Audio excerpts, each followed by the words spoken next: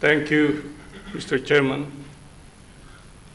Let me also welcome all of you to this celebration of the 48th anniversary of your institute, ICRISAT. We would like to welcome back the Honorable Minister of Agriculture who started his career here at ICRISAT as a scientist. Welcome again, Mr. Minister. So you know, ICRISAT not only produces products for the poor, we also produce ministers of agriculture. We are lucky because we also produce a president of an international bank.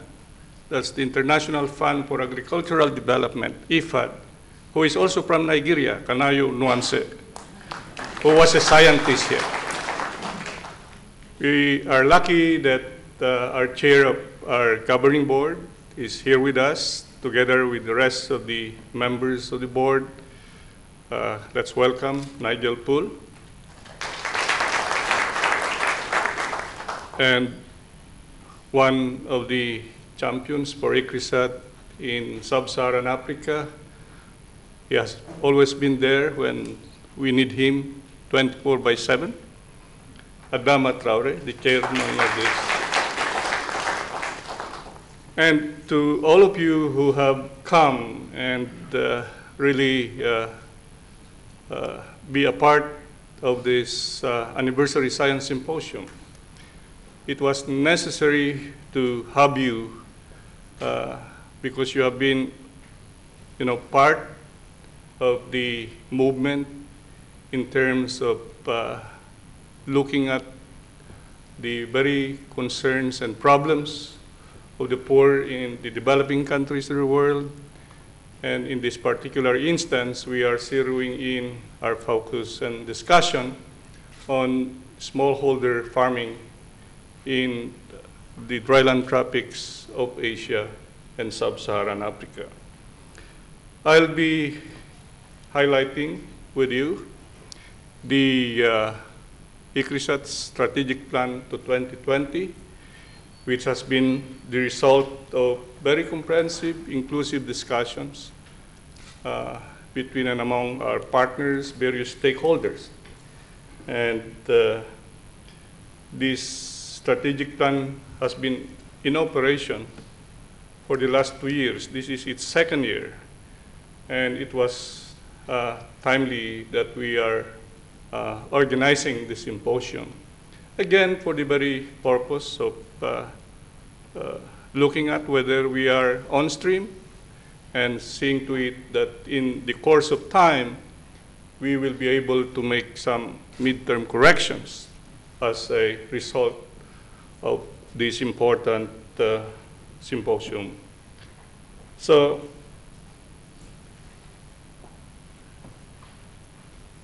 what are the dryland tropics? They are, as I've said in the beginning, ICRISAT is focused in sub-Saharan Africa and in Asia, while we work with various developing countries in the world outside these regions in a number of modes, like exchange of germplasm. We work in 55 developing countries in these two regions, and the dryland tropics covers 6.5 million square kilometers and is populated with 2 billion people.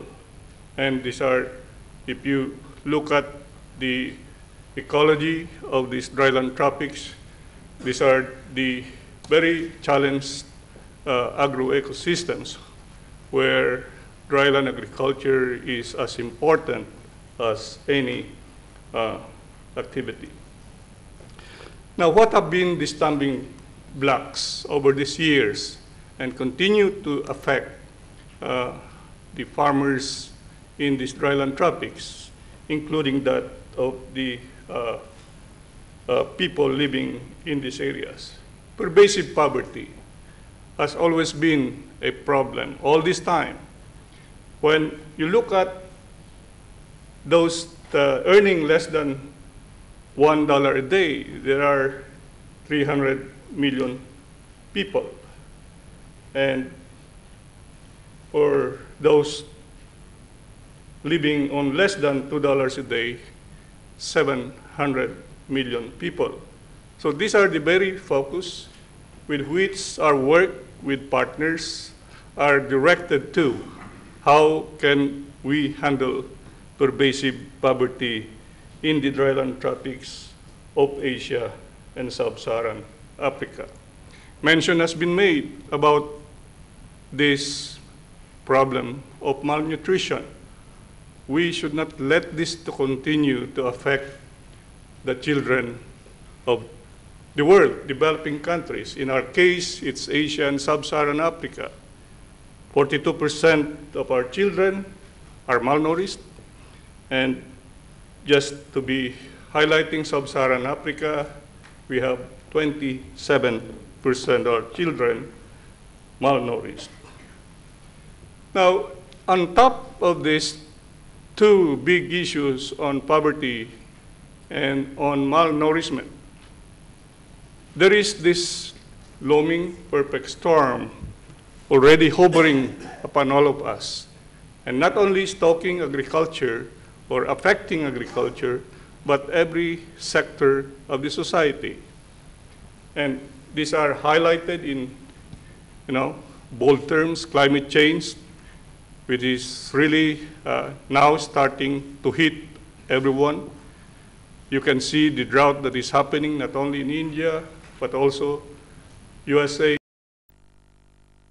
and is impacting into smallholder agriculture and loss of biodiversity. This is having a telling effect into the habitat, into the various ecosystems that we work on, and to top it all, explosion of population. We have now 7 billion today. By 2050, we will reach 9.2 billion.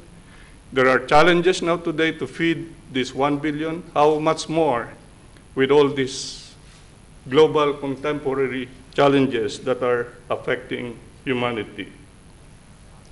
The world cares. Developed countries have pledged enough to support Africa, to support developing countries, reduce poverty, ensure food security, and protect the environment. But why is not poverty and hunger not reducing? Which means this is a challenge also for international agricultural research centers like ICRISAT and many other partners. And even Dr. Norman Borlaug found it difficult then. He said they cannot eat potential. He's referring to the very poor people, the small farmers. Africa needs inputs, access to markets, infrastructure, and credit. So here it is not just technology that is necessary, but all things put together. We need to bring that puzzle together and solve as one the problems of poverty, hunger, malnutrition, and environmental degradation. Highlighting today, as of today, together with our partners, ICRISAT have done so well, but we need more impacts to be created. We have, with partners, they have released more than 830 varieties of the crops that we have been working on in 79 countries. We have now grown the number of germplasm accessions in our gene banks. We have made a big dent now, a big impact in terms of soil and water management measures as entry point in a very complex system. Mention has been made about now the impacts into 3 million farmers in 3 million hectares. In the state of Karnataka, we have Professor Raju here, the advisor to the Chief Minister of Karnataka, who continues to work with us in Karnataka, and the same is now worked upon, this approach of soil revival as the entry point. Let me mention entry point to a complex farming system, where later on you bring in the problems or the issues on improved germplasm and many other things. So this is now giving us a credibility that yes, natural resource management work in the CG system works for the smallholder farmers, and many other of these successes. Let me highlight one after the other, these successes. We have a publication that will be launched on Wednesday. We titled it, The Jewels of ICRISAT. Again, this is just to highlight the big ones, although we have had accomplished for the last 40 years many of these products, these technologies and approaches, helping the poorest of the poor in Asia and Sub-Saharan Africa. The groundnut revolution that is now taking place in Anantapur, this is one district where almost 1 million hectares of groundnut or peanut is planted. In this area, there have been the use of a 60-year-old variety, TMB2, and for the last 3-4 years, we were able to start working in a much more effective way with various partners in seeing to it that new varieties that have been released by our partners here in India under the auspices of the Indian Council for Agricultural Research, that this variety is now going to be used in a big, big way. And so today, this has been adopted in 40,000 hectares, so it's still a long way to go. And seed bulking for peanuts or groundnut is a big challenge. So the yields have increased, including that of the net incomes of the smallholder farmers. Improved pigeon pea in Tanzania, where pigeon pea has never been an important crop. Today, with the improved varieties that have been done in Tanzania, today, Tanzania is exporting to India. India is still in need of 3 to 5 million tons of pulses every year. And so Tanzania and many other countries in Eastern and Southern Africa are now producing a number of these volumes, including that of Kenya and Zimbabwe or Malawi, for example. Now, we have also promoted the first publicly bred marker-assisted pearl millet hybrid in the north of India.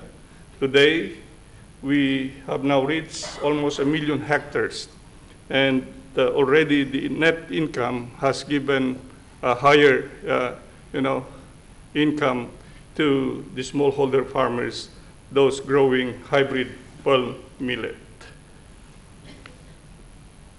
We have the first world commercial hybrid pigeon pea system, cytoplasmic male sterility system. This is the first breakthrough in legumes. Today, we are expanding in a big way with the help and support of the Indian government. Today, we are promoting this in 100,000 hectares. Again, to look at, what are those obstacles yet before this is made the very platform for pulses revolution in India, and whatever lessons we will derive from this will also impact into various countries in Sub-Saharan Africa. Microdosing fertilizer application, it's such a simple technique. There's nothing spectacular. But because of the low usage of fertilizers in Sub-Saharan Africa, at the rate of 8 to 10 kilograms per hectare of nitrogen per year, microdosing is making a big headway, not only in West Central Africa, but also in Southern Africa. Community watershed, this has been mentioned by our chair of the board, making big impacts in Karnataka. And we are getting the lessons from our upscaling efforts from Karnataka And the same big upscaling efforts are to be done. Actually, it has started here in Andhra Pradesh, and that of Maharashtra and Tamil Nadu. So this is the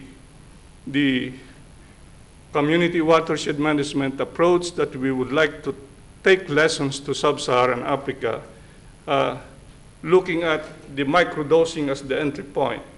So we may call the next big project for sub-Saharan Africa microdosing plus, which means fertilization, micronutrients, and other water conservation measures. And AGRA has been, we are in contact with AGRA, and we are moving in a big way in terms of upscaling microdosing plus in sub-Saharan Africa. The same is true for African market gardens. The birth of our crop diversification program started in Niger, in West Africa. And these African market gardens have now been promoted in most of the Western African countries. And, you know, diversification is key. It diversifies the sources of income, not only for the crops that we have been improving all these years, but fruits and vegetables that are important into the production system. And we are working on this upscaling with the World Vegetable Center based in Taiwan. Locust aflatoxin monitoring, you know, this has been key. And just to highlight one example of a country in Southern Africa, Malawi for one, their groundnuts or peanuts had this problem of aflatoxin at one time. And they were then exporting peanuts to Europe, much more UK. Today, we are working together with them, having established these kits that would detect aflatoxin. Now, the groundnut or the peanut market to Europe has been continued, and Malawi, more than 100,000 farmers working under NASFAM are now benefiting from the work that we do together with them. Enabled also genomics for orphan crops. We have made it possible for the last 5-8 years, utilizing now the new science tools. And so today, I'm happy to mention that we have now led the sequencing of 2 of the crops that we are working on, pigeonpea and chickpea. We are the birds of starting a new genome sequencing on one of the Dryland cereals, and that's on pearl millet. Village dynamic studies, you know, popularly known as BLS all this time, the last 30-35 years. This is producing lots of longitudinal data sets that will impact into, again, decision-making in terms of what are the development interventions necessary to help improve the lot of smallholder farmers in the sub-Saharan African countries and as well as in Asia. Today, we are strongly supported by Gates Foundation in enhancing these studies.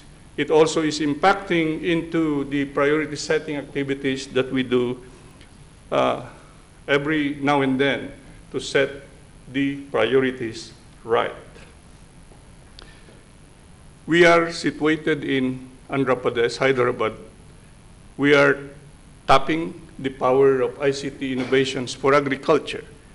And we would like to believe that we have put in place the very framework with which we can share the right information with the right people at the right time through the right channels.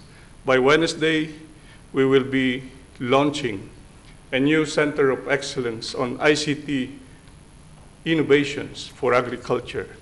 This is, again, a partnership with an Infosys, with ICAR, and many other institutions in Asia. So these lessons have been significant. The products that we have developed have created lots of waves and impacts, but it's not enough. There have been, in most cases, isolated techno fixes. that are not enough to really stimulate gray-to-green revolution in the dryland tropics. The call of the hour is a gray-to-green revolution. Well, Professor Swaminathan would term this as evergreen revolution. And we have to do things much differently this time around. And we have started that process as early as 2 years ago. So what was wrong then with the current dynamics in the drylands? The biggest issue is that our smallholder farmers are mostly in subsistence. So they are entrapped with poverty and hunger. They cannot produce enough food to feed the household. So which means there are no surpluses, no surplus incomes, and they cannot afford much of the inputs necessary to give them higher productivities. And there continues the problem of soil mining. And that's why we saw to it that soil and water conservation measures would be a key entry point in enhancing productivity of agricultural drylands in Asia and sub-Saharan Africa. Therefore, the engine of development cannot gain traction as a result. We would like now to believe that applying these concerns and these issues to the mission of ICRISAT, we have considered two major dimensions that are key in terms of making agriculture a profitable business venture in dryland tropics. One of these dimensions is harnessing the markets, and the other dimension is the management of risk. So markets, risks, these are key features of this new strategic framework that we follow.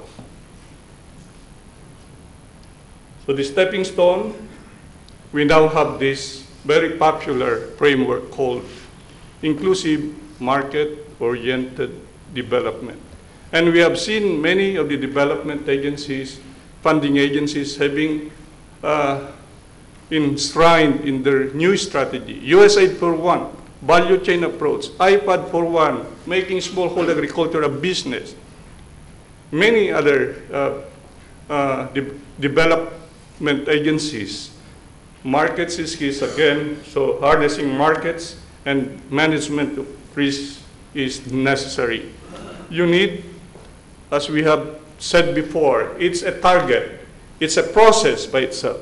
From subsistence, you need to bring them out of that trap and be a part of market-oriented economy.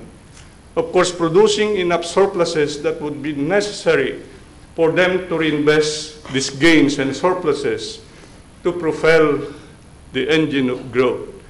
As I've said, ICRISAT cannot do this alone, but doing it with partners, having the seal and the mission to help these smallholders that are trapped today get out of that and be part of that mainstream.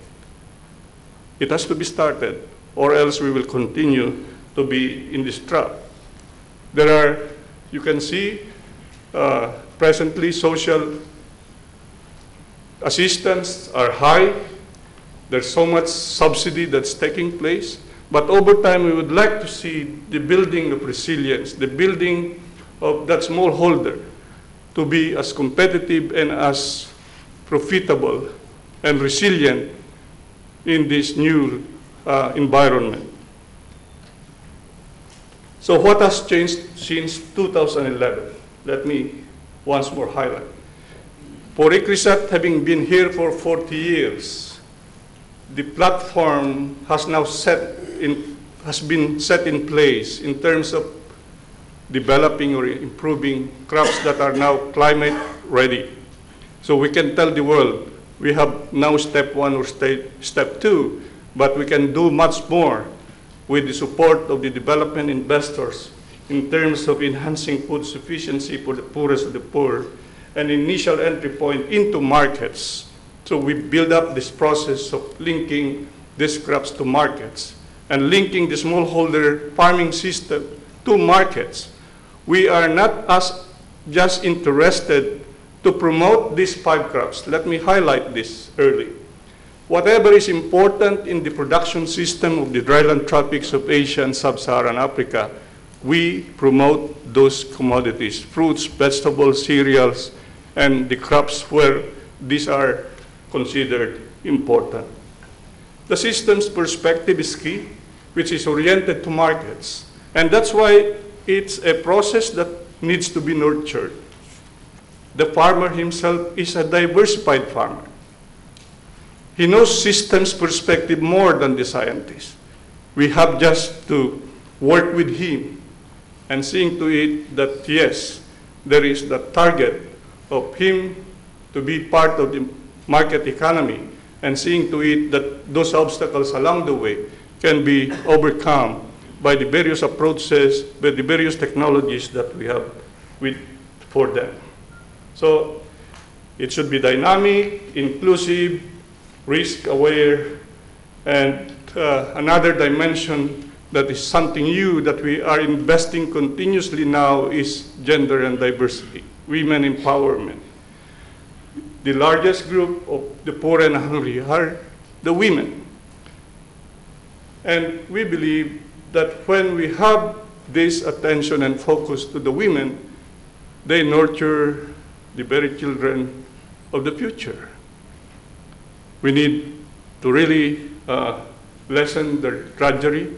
We need to empower them more, and that, yes, they should be part of this development process, not as secondary participants of this process. With climate change, we look at building resilience in many ways: human, social, physical, natural, financial.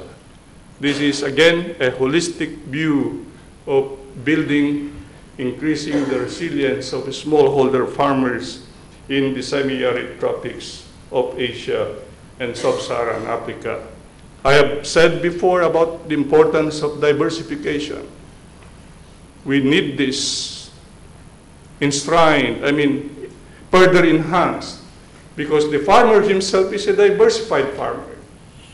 We need to see to it that the tools are available for him, the new products of research are available to him that would lead him to higher income, and as well, again, highlighting the importance of producing nutritious crops and that not only feed their families, but having to do and linking this to markets. So, can we deliver this promise? Nigel Pood, our chairman of the board, said, yes, we must deliver. Again, the very characteristics of IMOD that I have described before, all of you will deliver this promise. And ICRISAT will not do this alone.